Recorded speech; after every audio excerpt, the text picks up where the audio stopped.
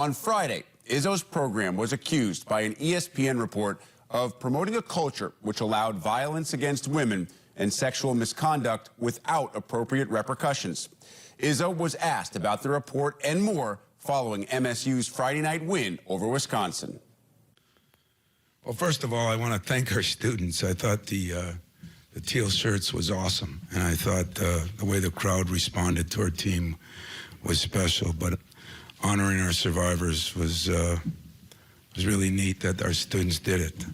It's still our top priority in this healing process is for our courageous survivors. And as a campus community, we do need to come together as Spartans to be a part of that healing process, and that's going to fall on all of us.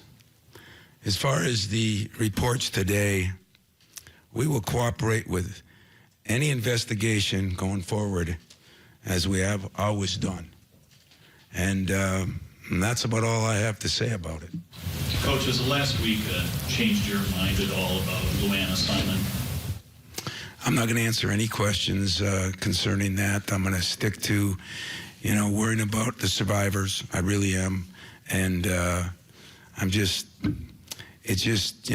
tried to say what I could say last week, and I'm saying what I can say this week, and that's about all I'm going to say right now is I'm going to stick with the survivors. I'm going to try to do my part in helping them heal, and that's what I'm going to do.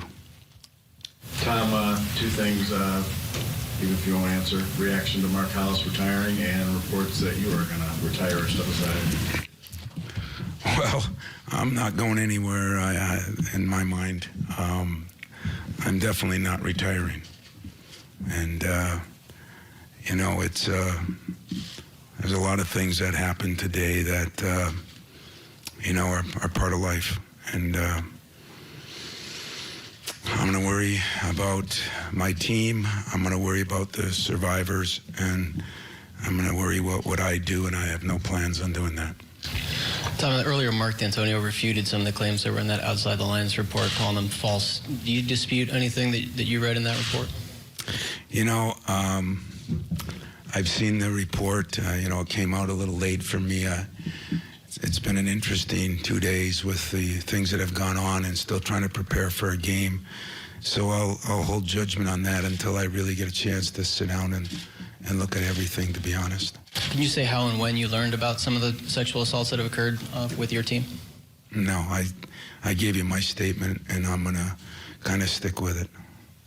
Tom, as you pointed out, you have been here longer than just about everybody. And for someone like yourself who is green and white like no one else, what does this represent to you this whole week, this whole month, all of this? I mean, how does this affect your emotions and deep in your soul? Wow, that's a deep question and a good question. You reflect on a lot of things when you go through these kind of things, and what I try to do, is like everybody else, you're looking at who to blame, and you blame yourself, and you do this and you do that, and you blame other people, and then I just kept saying to myself, how selfish am I? I'm just going to worry about those people, and I've reached out a little bit. I talked to a father. I did some things to just kind of, try to understand, you